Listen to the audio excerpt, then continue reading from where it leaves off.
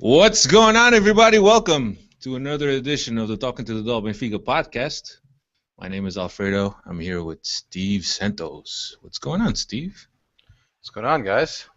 Fellas, you came in with all this energy, and we talked about Steve. Like, yeah, there's Steve Santos. It's nice to see you guys back at the Stade de Luge instead of that toilet bowl that you were at last week or on Saturday or Sunday, whenever that was. Sunday, Steve, Sunday. Sunday, sorry. I have a horrible memory. Yeah, they put us in the corner because they said they were expecting the big legend, Chalkboard Steve, to come along. And once they saw it's just the two of us, they said, "Scoop a lot, man. This is going to have to do." And they just put us in the corner. Somebody was saying... They didn't allow me in. Somebody was saying on Twitter they didn't allow the Canadian guy in. That's what it was. He didn't have a visa. Anyway, and Cristiano's here. Olá. Tudo bem? So on tonight, Americo, what's up, Americo? I know Americo's watching. Americo is a personal friend of ours that I know he's watching. So Big superstar. Big ups to Americo.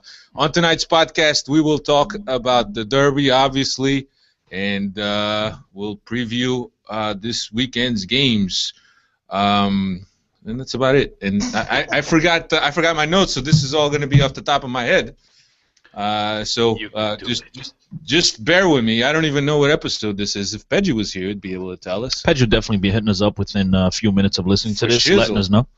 The guy's he's a Benfica podcast almanac. He really is. He's like the curator of the Benfica podcast. The guy hit me up one day talking about, Chris, I remember episode such and such, minute and second such and such. When you said such, I'm like, Jesus Christ. I mean, the guy, he knows Benfica podcast to the T. Sure. Tremendous guy. He sure does. All right, let's get the festivities on the way. Obviously, the big topic of this week is going to be the Derby. Benfica a short travel to José Alvalade to play Sporting. It is what it is, but I'll give you the lineup. We'll get into the game shortly. I'll give you the lineup real quick. Artur, Maxi, Luizão, Jardel, and Eliseu, Samaris, and Almeida, Salvio and John on the wings, Lima and Jonas up front. I'm telling you, I don't have my notes. Let's get this started, Steve. I mean, we did the pregame show, and thank you everybody for catching that. We did the pregame show, and Steve, real quick, this Almeida thing. Explain to everybody how this whole Almeida thing plays out and what the whole point of it behind is. Já foi a internet. People have been waiting for 2 weeks. 2 weeks. Dude, we're not even 5 minutes into the podcast, and Steve is gone. Dropped, just like Delishka. Just like that, he's been dropped. Well, I guess I'll get to answering his question. Let's go. I think Jorge Jesus realized that Sporting's one of their best ways to take control of this game was to take control of the midfield with the three guys, João Mario, William Carvalho, and Adrian Silva. And I think he brought another guy into the midfield and able to clog up that midfield and be able to to combat these guys, because even though he made that change, we saw what Sporting were able to do as far as winning back possession. They were able to control the game for the majority of the game, I should say. The midfield, they had it under control 24/7. So I think that was the reason why Jorge Jesus made the switch and brought in more of a defensive player to play alongside Samaris, who definitely played one of his better games of the season. This guy has taken a lot of criticism from myself and a lot of us regular Benfiquistas that chat on Twitter. But, he's definitely coming. He's definitely played a lot better the last 4 or 5 weeks, and in particular over the weekend he had a phenomenal game. With the exception of the mistake he had, he tried to intercept the ball. It happens, and he put João Mario through on goal one-on-one with Artur. Yeah. So the guy definitely has played better, but I totally understand, Jorge Jesus thinking behind bringing in André Almeida. My criticism is I'm not sure if André Almeida would have been the guy I chose to bring into the midfield. This is a guy that hasn't played regularly over the last 4 or 5 weeks. This is a guy that we don't really know what position is that he fits best at. And with that being said, I'm not sure I wouldn't have opted for Cristante or even a Pizzi, who I'm not a huge fan of at the 8, but the fact is that these guys are a lot more used to playing in the middle of the park than Andre Almeida is. But nonetheless, I understand his reasoning behind it. Steve is back. His internet started working again. Steve, break down this whole Almeida, the logic behind Almeida. Cristiano already gave some of what his thoughts were, and basically, just to resume what Cristiano said, he basically said that Andre Almeida was brought in to combat the three-man midfield of Sporting.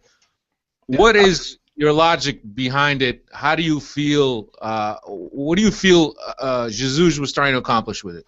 Well, that's exactly what he was put in there for. By playing Almeida, we had a direct answer for the threat of Adrian and João Mario. By playing two guys very close together and the two banks of four very, very tight together, we completely nullified any spaces that João Mario or Adrian could run into. It also didn't allow them to play the football that they like to play with Montero dropping off the center backs and kind of overloading that space as well. So it left them with really no room to operate in the space of the pitch in between the lines that they really like to. The whole thing with Almeida not being as good as an 8 compared to, let's say, a Cristante or a Pizzi. Sure, on the offensive side of the ball, there's no doubt about it. The guy's very limited player. Doesn't have much creativity. Doesn't show you much going forward. But on the defensive side of the ball, he leaves you with nothing more to ask for. He always gives you the best he can do, and he's always super steady. Yeah, absolutely. I think too and Chris mentioned, why not Pizzi, why not Cristante? I think that the one thing that Almeida brings to the team and to that midfield, I think he's very high energy, and he's like a pesky guy. And I don't think that Pizzi has that defensive ability. And he doesn't. I apologize if Steve already mentioned that. And Cristante, I think Cristante is a little bit too green, and also a little bit, as far as tactical goes, the guy has the technical ability, but I think as far as tactics goes, he's not there yet. So I think that Almeida was really the best choice. My criticism of this move is the fact that this is yet another player that's playing out of position. And that's my biggest problem with what JJ's doing. I understand, and Steve, you're about to jump in and tell me that it was the right decision. I won't disagree, but I'm just getting tired of seeing player after player adapting to a new position. I want to see these guys play at their most comfortable position, and trust me, guys, I was asked to play out of positions at times, and I guarantee you, bro, the mindset is totally different. I'm not thinking, your player, whomever it is not thinking as quick as he normally does. He's not anticipating play because he's got other things on his mind defensively, different responsibilities, and that's my only thing, man, is that, Chris, this is where you have to give credit to Almeida, though. It doesn't matter where you put him. Doesn't matter what you ask him to do. If you give him clear instructions, he's going to follow them, and he's going to give you that 6 out of 10, that 7 out of 10 performance. That what more could you ask for from a coach? You want some stability, and Andre Almeida gives you that. As much as I don't want to say this, going into this game looking for a tie or looking for something that you kind of had a better control over was the right approach, and Almeida gave you that control. You put Talisca in there, you put Pizzi, you put Cristante, you lose that bit of, the only thing that you know that you can do is control Sporting. You don't know how well you can attack. You're missing Gaetan. You really haven't clicked in attack unless it's been against weaker sides as well. You don't know what you're going to bring. You bring what you know, and that's what JJ did. No, I totally understand, Steve. And again, like I said, I understand that side of it. I just think that I would put in a guy that has a little bit better feet. See, I mean, as anybody that's listening knows that I was an attacking player. I like offense. And to me, okay, he played well defensively, but with the ball, he really gives you nothing else. Absolutely. And that's kind of like why this game, even though we were able to walk away with a draw in the end, and it's quite possibly the best result we could get, obviously. I mean, aside from a win, and considering, we were down with 3 minutes to go and we were able to turn it around. But that being said, man, I expect to see more from this club. And yet, we had plenty of players on the shelves. Yes, we're missing Gaetan, and we've lost quality players through the transfer market, yada, yada, yada. But that being said, man, it's like, can we go in there and try, at least No. try to complete No. a pass? No. So it's just like, let's just defend, and hope for the best. It's I mean, not. we're not pretty. Costa Ferreira, bro. We're not No. Vitória de Guimarães or Braga. This is I- Benfica. Benfica has the obligation to go out there and try to get a result. And again, and I'm not trying to be the a-hole, but because it worked. But that being said, man, I'm tired of seeing this from Jorge Jesus. I love the guy. Will you guys listen to me week after week, and I praise the guy, and I want him to stay, and I hope he stays because he's brought a stability to this club that I have not seen in my lifetime. Maybe when I was a little baby, because I was born in the 70s, for those late 70s. So I mean, there was a part there that Benfica was pretty successful, but ever since then, man, like we haven't seen nearly what we're seeing under Jorge Jesus. But that being said, I'm tired of these performances. I'm tired of going to Costa Ferreira and just being content with a draw, and then what happens? You lose. It's kind of like the 6-point lead has gotten to Jorge Jesus' head, and it's like, okay, as long as I don't give up these points now, we'll be champions. Okay, that's fine, but can we at least, man, put a team out there that will battle? We're talking about a Sporting, okay, that had, great talented players, but majority of that team has no freaking experience. But And we conceded to them. here's the thing. well- Here's the thing. Just let me cut in quickly. Go ahead. This Steve. game was approached more or less the same way we approached the Porto game, and we won 2-0. There's two things that we were missing this game, two players that we were missing this game that made a huge difference versus versus Porto. One of them is gone from the club, and this is the first game that we've really missed him. This game was tailor-made for a guy like Enzo, a player that has everything on the defensive side of the ball, aggressiveness, tenacity, all of that, but he's also got that explosiveness and the creativity to break through the congestion and all that disaster that happens in midfield in a game like that. So Just too bad your internet doesn't have that explosiveness. ouch. Oh, it's good. Go ahead, Steve. I thought you were cut off. Keep talking. Get you out while your internet still works. Go ahead. Keep going. That and then there's the obvious Gaitan. Right done. Yeah. Yeah. Gaitan's that extra bit of quality that we just don't have.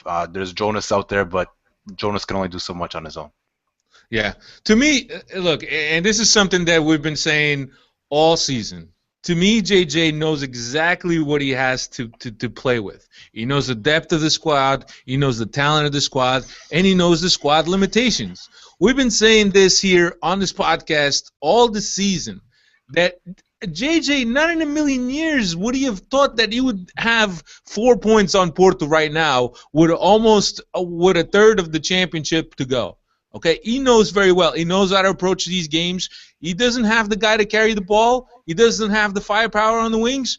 You got to play not to lose. That's what you do. I understand Chris's point that Benfica, a club of Benfica's stature, and with the fame and everything that goes along with it that Benfica has, Benfica can't enter a field and defend a result. I understand that. But this just shows the limitations that this team has this year. Absolutely. I know as a big club we have the obligation of going to any stadium, especially within the country, to force a result, to force a win. But when you don't have the players and the tools to do that, you kind of have to weigh your options. And our best option was to go for a tie. I don't like it. I don't want to see it again, but it's the way it works, man. If in May we're celebrating, it's going to be worth it going for the tie in this match. I just think it's too early to do that, man. I think it's too early to sit back and try to protect your lead. I understand there was not enough weapons, but to me, man, Benfica still has enough quality, okay, to at least try to put a couple passes together, keep control of the ball a little bit. I mean, on the other hand, it worked well defensively. Okay, they defended very well. Sporting realistically did not have many chances, with the exception until like the 70th minute when João Mario had a header, and Artur, who played well, by the way. A lot of us were worried about this guy, especially me, because like I said, I think week after week, every time the guy touches the ball, I get nervous. But he played well. That being said, Benfica kind of were able to exploit whatever weaknesses offensively, at least that Sporting had. It seemed to me that they did not take advantage of bringing the ball up the middle. Maybe that had to do with the fact that Andre Almeida was in there clogging things up, but they really didn't exploit that. They tried to keep going down the one side, which was Carrillo against Eliseo. Carrillo was on one of his off days. Nani was non-existent. So it worked, but I just think that Benfica was a very ugly performance. It was kind of like, we went in there, we have absolutely no chance to win. Let's just defend, and get out here with a point. And they were very lucky to get this last minute goal from Jardel. Or else right now, I think we'd all be singing a different tune. Yeah, I think that in the end, when it's all said and done, if Jardel doesn't score that game, you kind of have that goal. You kind of walk away from this game and said, yes, Sporting were the deserved winners. They had the initiative, and with reason. I mean, they're the team that's behind 7 points. They're the ones that need to come and try to get the result. We really don't have to do any of that. We got the 7-point lead. We have to just stay compact, control the game defensively, and maybe counter on the break. The thing is that we didn't have the weapons and the individual talent to provide more danger to Sporting. But the one thing that Chris was saying before we came on was that when Benfica needed, they came forward and they got the goal. Yeah, but if you listen to JJ's presser after the game, he said he basically had to break the team apart to play that way. You were playing like a 4-1-4. If you look at the baller from the next day, that's how they broke it down. They had the back four, they had Pizzi, and they had 4 guys up front. It was Salvio, Derlei, Jonas, and Lima, if I remember right, all up front, and Talishka. So what was that, 4-1-5 or something like that? It was completely going for it. Yeah, no, I understand, and at that point, that wasn't the result he was there for. Okay, I think the least of the two evils was the tie. So at that point, you're down, and you got very few minutes. What's the difference if you lose by 1 or you lose by 2? You got nothing to risk. But when he says he had to break the team, basically he took away the balance that the team had in order to go forward, because that's what he needed to do. But everybody's saying that if Benfica had played toe-to-toe with Sporting, that Benfica would get overrun by Sporting. Are you with the same opinion, Chris? I don't know, man, and we'll never know. I just think that Benfica would have at least put forth a better effort, and we didn't see it. Like I said, they went in there just being content with walking away with the draw. And the same thing happened to us at Pasta Ferreira. And I keep going back to that game, and you guys are going to keep killing me, and I don't care.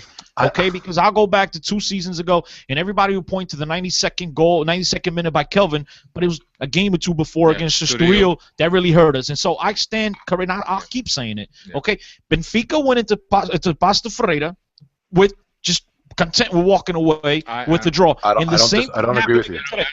I don't agree with you. Okay, that's fine. I thought that go watch the game. Go watch the game. With the exception of the first 20 minutes where Benfica went for it. After that, Benfica had no ambition. They had no spring in their step. No. It was just like Benfica was down, and he still didn't really put forth. It was like, dude, you go back and watch the game. But you can't everybody was walking out the back with the ball. They choked. I understand what you're saying, but you really can't take credit away from Pasta Ferreira, who played very well in their organization. They did, but so you can't take that away. But I understand what you're saying. At one point, the team did get nervous because they couldn't penetrate, but at the same time, they weren't playing well enough to get the result.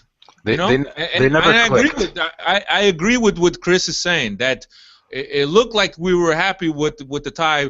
But I don't think that's the way the team approached the game. I just think that the game didn't go like we wanted, and really the team got frustrated. They had the pressure of the fact that they could have gotten 9 points up on Porto, and I think that weighed a lot on them.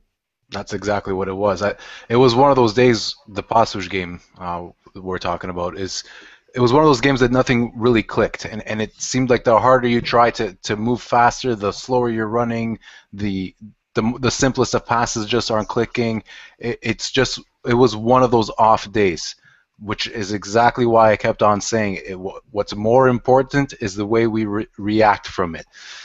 And Okay, so the way you guys make it sound like every time Benfica slips up and trips up, it's an off day. It's never on no, the coach. It's never with the fact that this guy a lot of times just likes to sit back. He's a bully. I love him. He's a bully. He takes advantage of the Boavistas and the Maritimus, and he goes for the shellacking. And then I've seen plenty of times in these big games, and in particular in the Champions League and Europa League. He sits back and he defends. I mean, okay, fine, but then don't tell me prior to the game that, you know what? I'm not going to change my way of playing. Yeah. I'm Benfica. I'm going to play Sporting the same way I play every other game. And then before the game even starts, you've already made a drastic change and bringing in a player that barely ever plays, and you putting him in the midfield, okay, which is not a natural position for him, maybe when he was younger, but really, not lately, I should say. So you right there, you're sending a totally different message. Yeah. So to me, he says one thing and does another. The whole club says one thing, doesn't it? I'm not going to sell players very next week. Very next day, same day, players leave. I'm not going to play defensive. They play defensive. It's kind of I mean, that's called holding your cards close to the vest. Or the bait and switch, whatever you want, however you want to call it. Yeah. But, I mean, I understand what you're saying. I understand exactly what you're saying, Chris. But to me, it really boils down to the limitations that this team has this season. And when we played Porto and we sat here that every single Porto, well, almost every single position that Porto was superior to us, after we beat Porto in almost the same fashion that we tied Sporting, people got on us and said, you guys don't give any credit to the squad, and this squad deserves credit, and we beat Porto and this and that. Look, if you've been watching soccer or football long enough, then you know that this team has limitations. You know very well that this team has limitations. Listen, there's no way we could have counterattacked Sporting just because we didn't have the players for it. That's really what it comes down to. The game versus Porto, we approached the game quite similarly. It's just we had different players that could offer different things. Enzo being able to break through that first line of pressure, to have the cool head to get through that pressure and able to start playing football is completely different than Almeida or anybody else for that matter of fact. Because, okay, if you were to put Cristante there instead of Almeida, yes, he will give you that long switch. He does have the technical ability to play the ball out. But can he give you the defensive stability that Almeida can? And what is more important at this point? Is it stretching us apart and going 3 points down, or maybe getting one? Like I don't want to sound like somebody who likes quote unquote negative football, because I'm a romantic purist at heart. Like I really like watching attacking football. I have a certain way of how I think the game should be played. But given what Jesus has at his disposal, I don't think he played this game wrong. No. Back to the Passos game, I still don't think that the instructions were there to be okay with a tie. No, I don't think so. I think that anxiety took a hold of the team in that Passos. But the one thing that I agree with you. I agree with you, Steve. I think that we did the best we could in this game against Sporting, and with what we have. And for me, the most important thing is that with a tie, you basically push Sporting out of contention with a tie. If you lose this game, Sporting, this is a three-horse race all of a sudden. Now, Sporting with 7 points away, we're still having to play Porto. We're still having other difficult matches that they have to play. I mean, they're basically out of contention. I mean, it would take like a miracle. Those are obviously the positives you take away from this game, is the fact that even though you were down 1-0 in a game you did absolutely jack crap, you were able to pull off and score a miracle goal from Jardel and come away with a 1-1 draw. Obviously, you knocked Sporting out of it, so you kind of accomplished some things here in this game. Let's not act like it was all for naught. But that being said, I mean, as a Benfiquista, man, I just expect more. It seems like Benfica, when they're acting like this is, the 1994 Barcelona squad and we're Vitória de Setúbal. You know what I mean? That's the way that Benfica played. This is the way you watch week in, week out. You take away the big three, or even the big three, watch a Porto game, watch a Sporting and a Benfica game against anyone else in the league, with exception maybe of a Guimarães and a Braga. And every other team, what do? They defend with 11 guys, all behind the ball. and try to counter. If we get a goal, great. If we lose, let's try to give up the least amount of goals possible. And that's kind of like the mentality that I saw from this game. Steve, you bring up great points. Not that they had many more options, but again, the players they had on the field, they're not exactly slouches either. They're good players. I mean, they're at Benfica. They have to be good players. They didn't get there by flip of a coin. Chris, but in the most critical areas, we were weaker than them.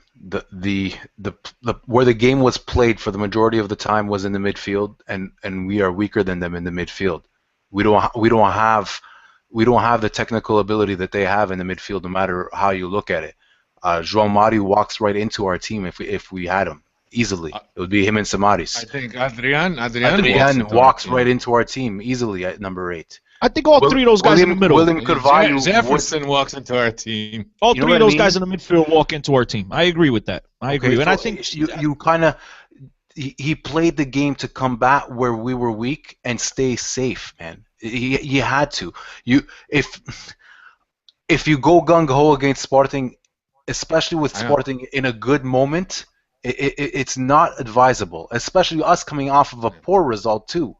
It's not. There was a game in between, but you know what I mean. It's not advisable. You got to kind of weather the storm. I rarely will say this, but I think going for the tie was not incorrect. I don't think he purposely went for the tie. I just think that his whole intention was to neutralize Sporting and maybe get him on a counter, just like we did Porto. I think that we did well to neutralize the wings. Nani I don't know if Nani was playing or if he was sitting on the bench the whole second half. Carrillo had that one header. That was probably one of their good chances in the second half. They only had they talk about that Patricio was a mere spectator, but they only had one good chance in the first half. Really, Sporting had one good chance in the first half. I don't even recall that chance in the first half. I remember a shot, an early shot from Montero. Yeah, one. I think I don't know if it was straight, Montero. And it was straight. I think it was Montero from the right side, and it went straight out of the near post. Yeah. One occasion. Not really a chance. I honestly think we played it right. I thought we played great. But I do think we played for the tie, unlike you. I think it was, okay, we'll to see what comes out of this, but it's most likely going to be a tie. The minute he makes that Andre Almeida switch, he's playing for the tie. Yeah, I agree with you. That's the way I understood it. That's the only way to play the Sporting if you don't want to get overrun. That's fine. I mean, again, you guys keep talking about the Sporting team like they're the greatest thing on earth, and yet they're 7 points behind us. They got a better midfield than us. They got a better midfield than us in a better moment than we are. Yeah, they're 7 points behind a squad with no options, with no it's kind of, for me, it's funny. I mean, I don't know. I think Sporting has very good midfield, 2 very good wingers. But could they have been had? I without a doubt, I think so. I thought that. Yeah, I mean, maybe if we pushed a little bit more. But you and I watched the game together, and you kept telling me, "It's Chris, it's a matter of time. Chris, it's a matter of time." Talisca comes into the game, and you say, "Things are going to change now. Watch the way this." And it just never came. It never came. I just felt that Sporting was going to get too forward, and they're going to lose their shape and their balance. And and I thought we were going to be able to take advantage. And there was one play that Talisca dribbles a couple guys, goes down to the box, and forgets that William Carvalho is behind him, and William Carvalho just pokes the ball away. But Steve, we have a Twitter question for you, Steve. It comes from the great Timo, and he's asking, couldn't Samaris have played his more natural 8 rather than have 2 6s alongside one another? If you're going to make that switch, if you're going to put in Andre Almeida, which is what I anticipated going into the game, was once you bring him in, means you're going to push Samaris more to his natural position where maybe Benfica can move the ball around, and he obviously didn't do that. So Timo wants to know, shouldn't Samaris have played the 6? Why you keep laughing at Timo? Because I'm going to say something, and I already know what Steve's going to say. Go. Timo, Samaris is not an 8. He's a 6. JJ thinks he's a 6. He's going to be a 6. He's not an 8. Bye, Steve. It's something along those lines. Alfredo knows me quite well. Samaris is right now the best 6 we have, regardless of Fesa being not fit or fit, regardless of Ruben Amorim being fit or not fit. Samaris is the best we have at 6, and that's what it comes down to. The thing is, given all this time and all this preparation for him playing 6, You're not going to throw it away and put him in 8 and then put Almeida and have him readjusting and whatnot. It just doesn't make sense, especially because going forward wasn't your most wasn't the thing you were looking for the most. It wasn't the highest on your priority list. That being said, I think Samaris was great at 6, and given what Almeida was there to do, I don't think he played poorly. Ruben Amorim still gonna play the 6 when he comes back. I'm still not sold. No, he won't. Steve and I go back on this every week. I'm still not sold. He's played better of late. I'll give him his due, bro. And I eat crow, bro. When I'm wrong, I like them. In particular, when it's on my teams that I'm rooting for, whether it's basketball, hockey, football, whatever it is. And I'm being critical of my team and players. I hope that they prove me wrong. I don't want to sound like a genius, like I know it all. Hell no. I want these guys to prove me wrong. And that's exactly what Samaris is doing. And right now, I still think he's not going to be our final 6. He's our best option, Steve. Right now, you're right. He's our best option. You don't think he finishes the season playing 6 when Fesa and Amorim come back? I think if those two guys come back, well, Amorim's supposedly tomorrow or over the weekend will be back. Yeah. Yes, Feza, I don't know. Feza, I've heard for 8 months that he's close. He's close, and then something else goes wrong. Yeah. So if he comes back, you got to play this guy. And it gives you a lot more options. Now, you don't need to play a PZ out of position, a Talisca out of position. You could put a holding midfielder, a natural holding midfielder, move Samaris to his natural position, which is one of my biggest pet peeves on this team is nobody's playing in their natural position. Yeah. Bye, Steve. Keep saying no. I shut up so you can talk. Bye, follow. Ruben Amorim, if he comes back, he's going to have to fight for a spot at 8, and he's going to have to get fit very quickly. Yeah. Otherwise, he's not taking Samaris' place at 6. Yeah. All right. Well, let's move on. I think that we spent way too much time. But just one last thing: the 2 6s would actually one would mark João Mário, one would mark Adrian. And there was no need to mark William Carvalho because he has no idea what to do with the ball. And Jonas, are you kidding me? Would come back. Anyway, he was the man of the match. Steve. He was good defensively. I'll give him his due. The guy defensive. No, he had one of the better games with the ball of his feet. I'll give him that. He had one of his better games. He hasn't had a game like this in a Steve, long time. I'm gonna tell you what I said last night. Okay. There's a reason why this guy's still at Sporting. I think a lot more people agree with me than with any Sportingista that this guy's the greatest thing since Paulo Sousa. There's a reason. He doesn't know what to do with the ball. Okay, Steve, you had a good game, Steve. You had a good game. Fine. You had a good game offensively. Vai lá, ganhaste. Fica lá com a bicicleta que eu fico sendo. Anyway, a couple of things, and I can't move on to the next topic without mentioning this. And Artur, run up to the game, everybody was scared about Artur. There was a lot of people that got behind.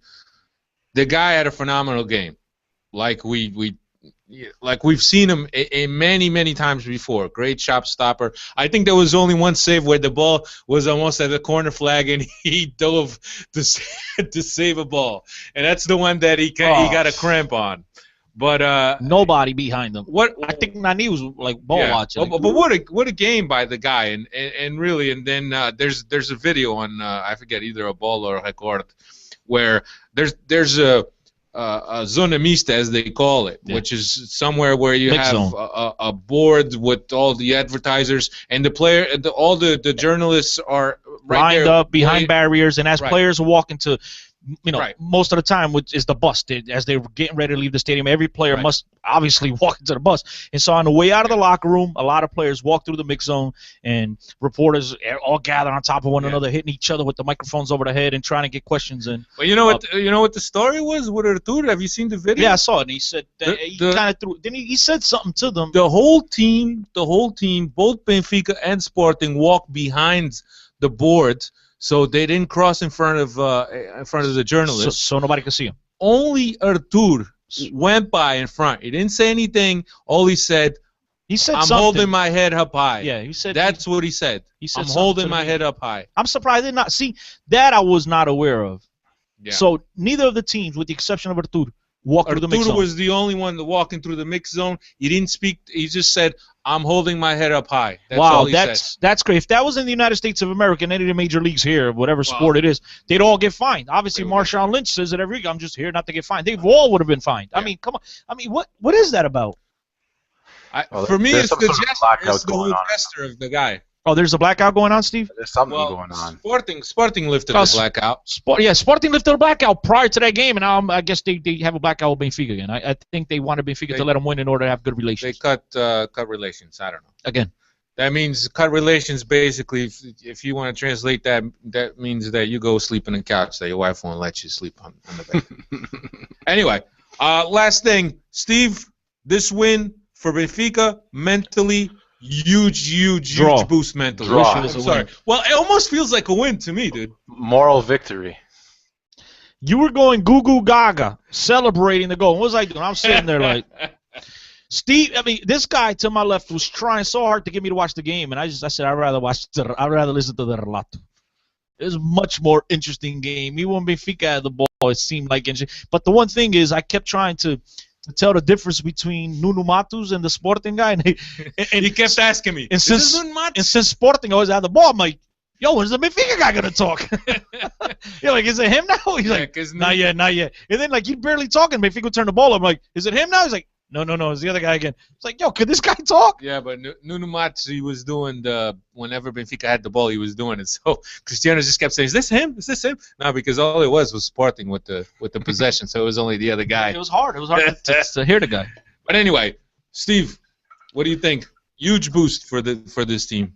I think snatching it at the end is a huge boost. I don't know how much the result in itself is a huge boost because we've generally manhandled Sporting for the past couple seasons, and now we tied them twice in one season. So I don't know how much. The last three meetings have been a draw, Steve. A 1-1 draw. The last three meetings. Where?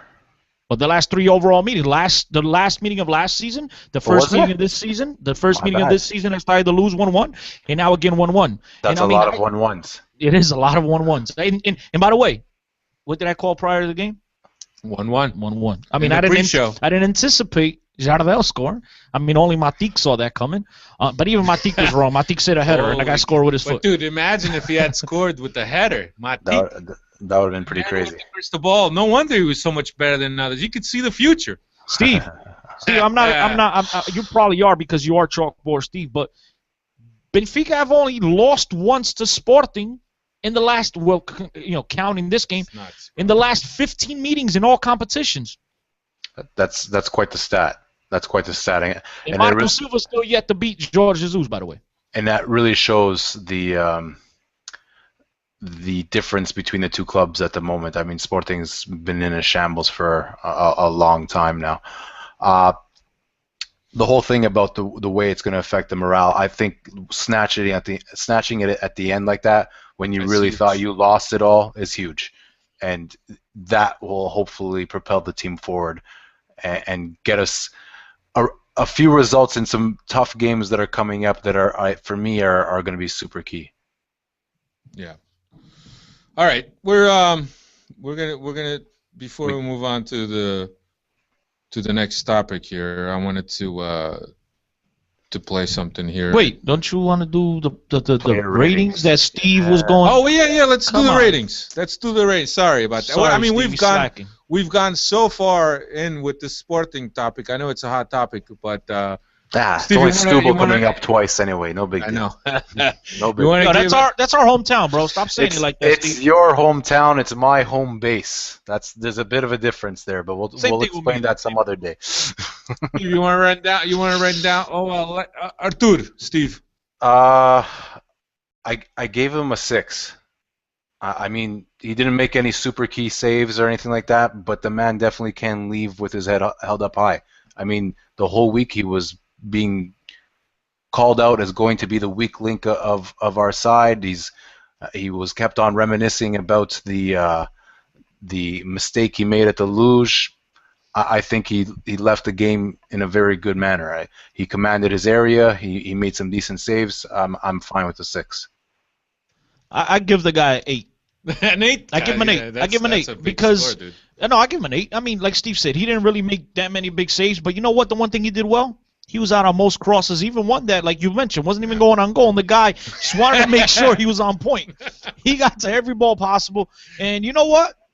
The goal wasn't really his fault. Maybe he could have deflected it a little bit wider, but whatever, it is what it is. I don't want to put it on him. So I'm going to give him an 8 because Benfica didn't really look nervous when he had the ball, unlike other games that we've seen, and he played well. I thought he played well. I thought he played really well because a lot of times the fact that the goalie gets to all these crosses is half the battle. Yeah. He kills half a chance for Sporting. So I'll give him a 7 myself. Christian Maxi. Another guy gave an 8. I thought he played really well. He's one of Benfica's players on the field. 8 across the board. I'm generous. We don't win the game. He played, but he's giving 8s to everybody. Seriously. We're only 2 guys in. Okay. All right, Steve. That's funny. I give Maxi a 6 too. That's Steve's favorite number. It is. It is. That's all it is. That's too funny. But it was just the usual stuff from Maxi. It's a fairly solid performance. He didn't do anything more than what I expect from him or anything less. He took Nani completely out of the game. Yeah. Okay. Would you expect anything else? No, because Nani obviously shown and he has the skills that he could take on any right back or left back in a world when he's on. So that being said, I think a lot of it has to do with the fact that Maxi comes in and o gajo he comes in a rachar and maybe that intimidated Nani. Maybe Nani was intimidated with this guy. I don't think Nani has played against so many people. I don't think he would have been how many people come in a rachar like Maxi do though? in the Premier League, way too many. Way too many. Luizão, 7 for me for Maxi too. Luizão, I'll give Luizão a 7 also. Why are you going first, bro? Well, because we're kind of rotating. Chris, Luizão. 7. Give him a 7. Not spectacular, but I thought he was good. He does a lot of stuff without the ball. Dude. He does, and the guy had control of the back four. Yeah. I thought they all played particularly well, but I give him a 7. I'm gonna be generous with that. Again, if you do what I expect of you, I give you a 6. That's Luizão had his very typical performance. Yeah, Steve Eliseu. You missed Jardel. I don't know if it was on purpose. I'm leaving. Yeah, I'm leaving Jardel for last. Okay, Eliseu is a 4 for me. I mean, he had quite a few scares at the beginning with Carrillo. He's the only player on the team that, yes, none of the players are great. He's the only one that I really don't think has a spot on the team at all. Not so. It's another one of a growing list of poor left backs at Benfica. I don't see it for Eliseu. Not in this game. Not in many. He's a 5 for me. I'm gonna give my boy Bola Liberalin a 5. He wasn't great. He wasn't bad. He was decent. Steve, he was what we expected, like you like to say. Yeah. I didn't expect anything else from him, so I'm gonna give him a 5. Not good enough. Yeah, it was good enough. Chris Samaris. Samaris. 8. I'm gonna give him an 8. I thought this is quite possibly his best performance for Benfica. He was great defensively. He was everywhere. Obviously, great assist to João Mario, and so he gets credit for that as well. Poor guy. It's a 7 for me. Same here. I think he was really unlucky. That toe poke that he made is something you have to do in that position. You can't not stick your foot out. You're trying to intercept the ball. Sometimes it makes its way all the way back to the goalie. Sometimes it falls at your center back's feet. He was unlucky. So wait, hold on. I'm the most critical guy up here, and now I'm being the most generous with these player ratings, huh? That's what's weird, isn't it? I think so. Yeah. And I killed him. But go ahead. Next. Almeida. For me, Almeida's maybe a 6, bordering on a 5. A 6. I'll give him a 6. Chris. 5. Again, he didn't do anything spectacular. He didn't do anything I didn't expect him not to do. To me, was he really noticeable out on the pitch? Yes. I give him a 5. Okay, Steve. I gave him a 6. I like you said. Give everybody a 6. Except Eliseu. If you did what I expected of you, I'll give you a passing grade. A passing grade to me is a 6. 6 out of 10. Almeida did exactly what he was told to do. Stalvio. Steve. 5. I think he struggled for most of the game. A lot of it out of his own fault, and a lot of it out of just the way we were set up to play. But he was poor. I'll give him a 5 too. Christian. 4. Did Okay. nothing. Absolutely nothing. Yeah. Absolutely nothing. And every time he had the ball, he thought it was him against the world. He didn't really try to get his teammates involved. Every chance he took, it was one-on-one, one-on-one. He really gave me nothing this game. Me at least, we expected one guy that has the creativity to do something, and he did absolutely nothing. Cristiano Olajan. Another 4. Yeah. I mean, he was decent defensively. He was tracking back, but really offered you nothing else. Yeah. I think that for me it's a 4-2 for Olajan. Probably one of the worst games I've seen him play. I gave him a 4 as well. He just couldn't keep up with the pace or intensity of the game. He looked like a complete. It's something. Sorry, Steve. And it's something that Cristiano has mentioned here a lot. That final ball. It seems to always be a poor decision by him. He's not a starter, guys. No, I know that. He's not a starter. Jonas, Steve. Jonas, I gave him a 6. I mean, he's the only creative, talented, or intellectual player that we have. I mean, like, he's the only guy out there that had that little bit extra to him. And if we ever looked like we were going to threaten Sporting, it always came from his feet. But really, he didn't do much. I mean, his job was on the defensive side, trying to block anything going around William Carvalho. It's not really his thing. Jonas isn't a player to do that. So I don't think he really succeeded on that side. I give him a 7. Christian. Jonas, I'll give him a 6. Yeah, I just think all right. he does a lot off the ball. He's got that one header where he sets up Lima beautifully, and that's one play that Jorge Jesus killed him. Yeah. He says, and I agree. And I said it to you right there. I said, why did he just pass that? Yeah. I think I would have trapped it quick on goal. He should have been selfish there. Took it down on his chest. Exactly. He sets up Lima beautifully, and then the ball doesn't even get to Lima. It's intercepted before that. Right. The play of the goal, it's his insistence and his footwork that releases that ball, that gets that ball away from the Sporting defense, that falls to Jardel's foot. I'm gonna give him a 7. Still a 6. You're trying very hard to convince me, but I'm still gonna give this guy a 6. Your vote is in. You can't take it back. That's it. Steve's vote is in. Christian. Lima 6. Another 6. I think I'm going 5 for Lima. I'll give him a 6 because his work rate was in. Steve. Same. I'm going with the 5. I don't know. Before the match, I was hoping he'd stretch and really press those young center backs, but again, not too much out of fault out of his own or as too much of the way we played. I didn't see that from him. Well, yeah, he didn't get the ball as much as he should have. But I think, and you said something that I actually wanted to touch on before. We didn't challenge those center backs how we should, and we really made those guys look like superstars. To be honest with you, you barely noticed that those guys were youngsters the way they were.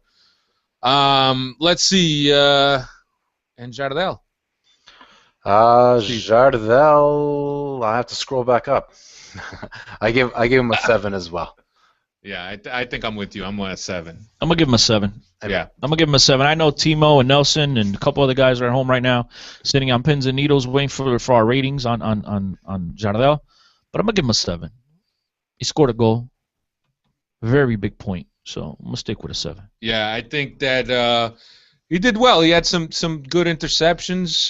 There was a couple of scares, but in the end, he pulled it off for us. And then on the media today, there isn't enough guys coming out and saying how big a professional Jardel is a consummate professional. Benfica was offered 2.5. How much were they offered? 2.5 million by a team in Germany, which the name escapes me now. I think it was Borussia. Mönchengladbach.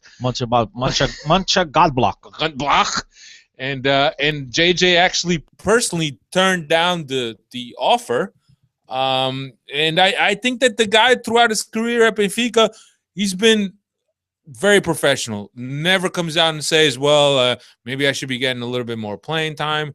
He's, for me, I mean, I'm not obviously at the practices and seeing the way this guy works in practice, but He's always been a guy that's on a straight and narrow path. Very, very good professional.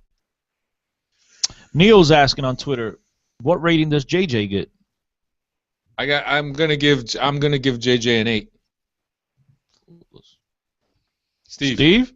Steve's internet crapped no, out. I'm not. Steve said that. Yeah. Oh, okay. No, Google Hangouts issue, I think. But anyway, I'd have to give Jesus an 8 as well. He played his cards You got it right. correctly. He almost got it wrong. Let's not kid anybody here. He almost got it wrong. This game is a very, very small margins, but it ended up working out for him. I'm gonna give him a 6 only because they were able to get that late goal. That's it.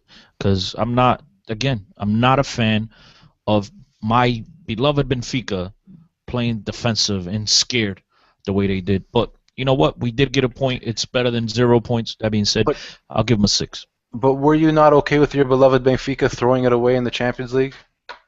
Yes. Oh, I was okay. Totally Just different guy. I wasn't concerned about. Listen, Steve, we were never going to win the Champions League. I could care less if you fielded his best players from day one. We were never going to win the Champions League. Guess what?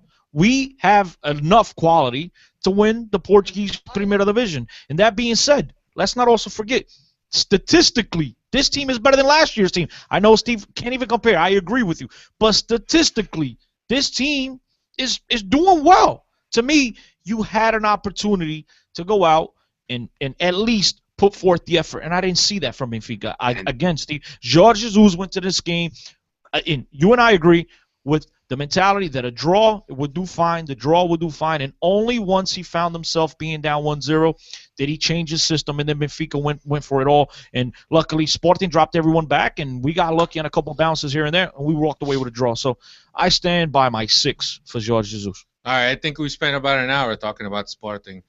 Let's Mr. Lucindo put something together for us, some news. Hopefully this will help out. And I speak what I saw, know what you want that I want to say. You understand this?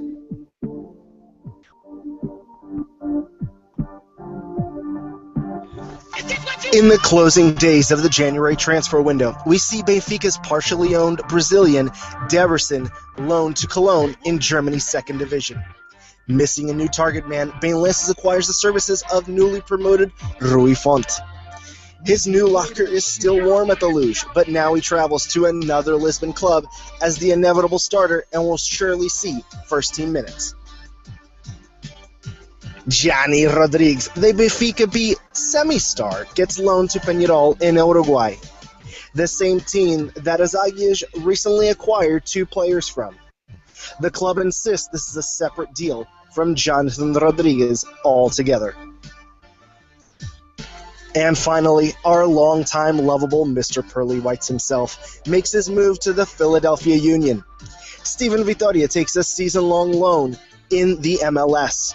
He should be the first-team choice at center back for Philadelphia. Good luck to all our loanees. Learn, grow, and come back stronger. And that's all for this week. All right. Like that? Yo, great job, dude. Informative. Well done, Great job, Nelson. I felt like I was watching one of those segments, World Football Show, something like that throughout Europe. That was pretty cool, man. Great job, Nelson. If you're listening, man. Thumbs up. You got to do it. We got to do more of these, man. Yeah, that was good. I thought that was a very awesome job by Nelson. Gives us a little bit of news. We don't have to do as much research. He's also a great part of the show. He helps us out with our Facebook page. So I'm glad that he's taking on this responsibility, and we appreciate it. And it would also gives us some topics to talk about. You know. For those of you at home, Rodriguez. For those of you at home wondering who this guy is after that great performance by him, check him out on Twitter, Nelson L08. I'm sorry, Nelson L08. Fantastic job, Nelson. Yeah, very good. My hat's off to you, brother. Right. All right. Let's get into this Setúbal thing. Benfica will play Setúbal this Wednesday. We'll host Setúbal at Estádio da Luz in the League Cup semifinal. So we will find one of the finalists this Wednesday. The other one, I believe, it's between Porto and Marítimo. Marítimo.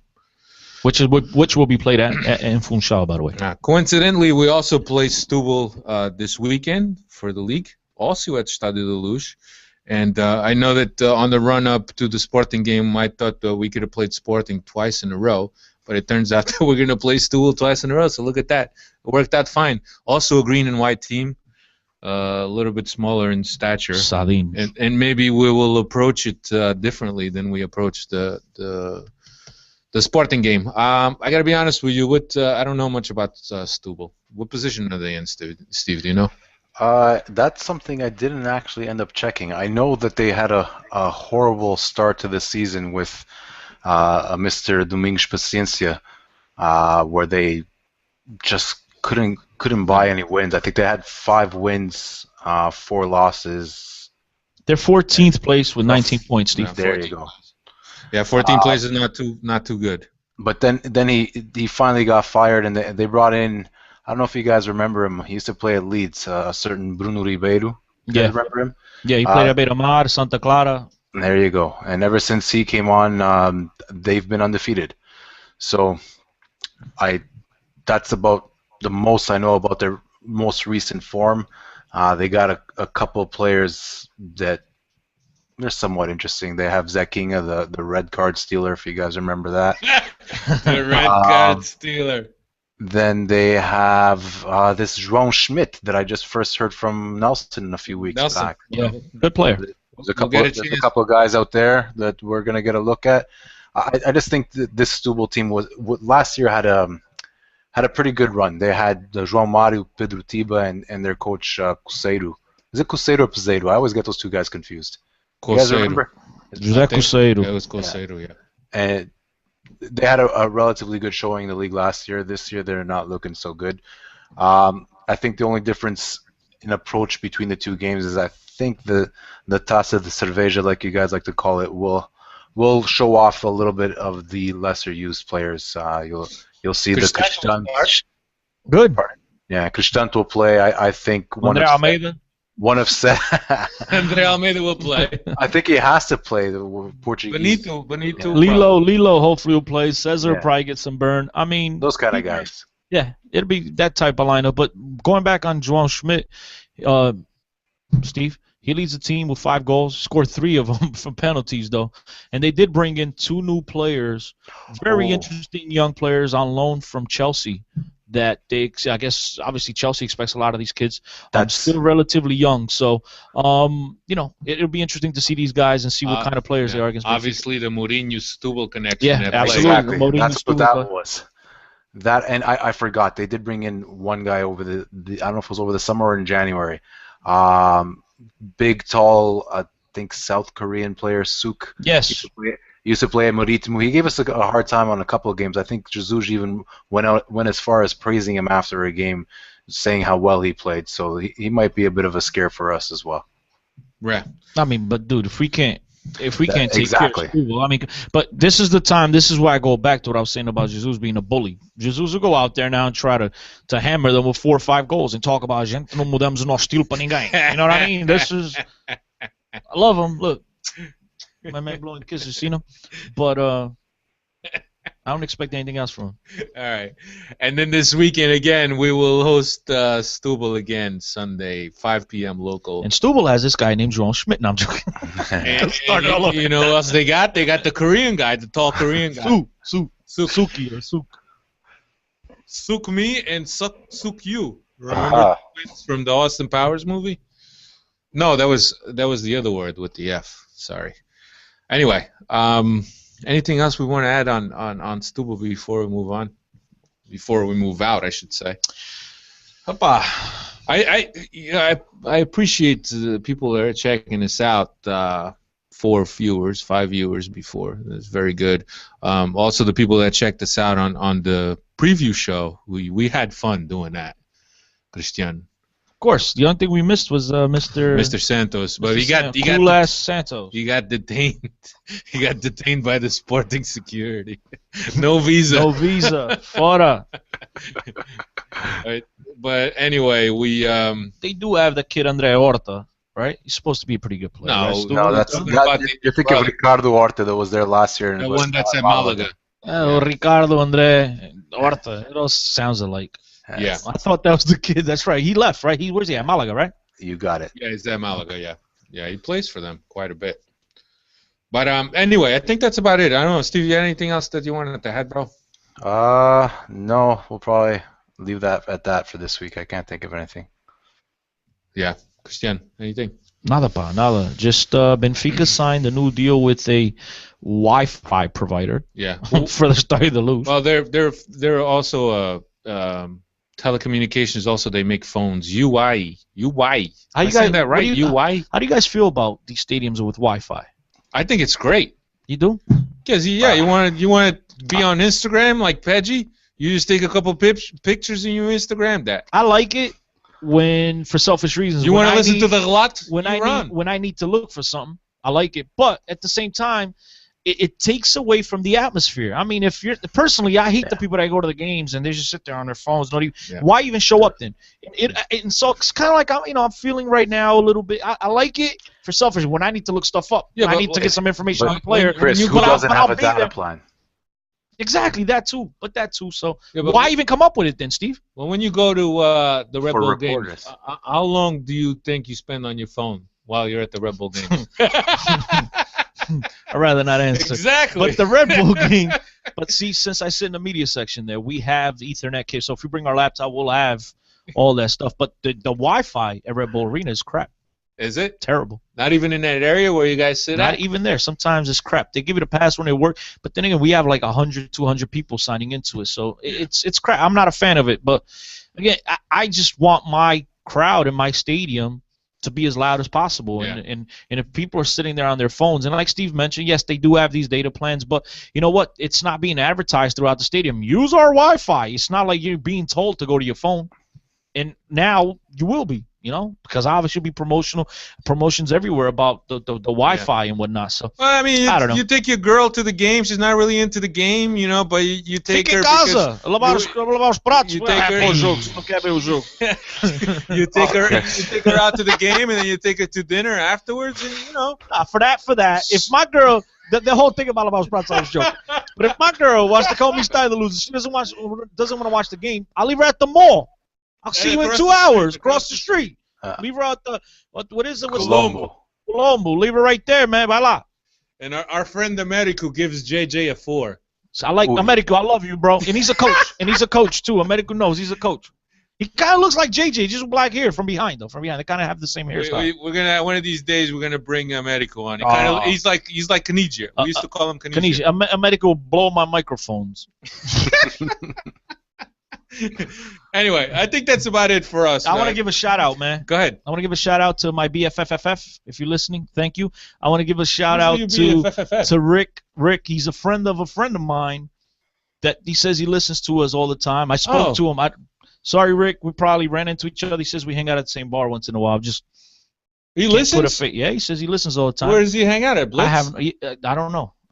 You don't even know the bar that you hang out. I'd rather not sit here and give anybody's name out. You're but right, Rick, thank you for listening, and everybody else, thanks for listening, man. I mean, Neil, you do a tremendous job, bro. Yeah, Neil is always with us. I'm still waiting for a setup on my Wikipedia page, and Neil gave me a shout out, Steve. Okay, Neil said he'll take me on the wing over Nani. In my prime, though. He said in my prime. That's not today. It was in my prime. You're like more of a middle guy. I'm a middle guy. I like to walk around. Cristiano's like a trequartista. Trequartista. That's me, bro. All right. I think that's about it. Well, please don't forget to check out our friends over at planetbenfica.co.uk.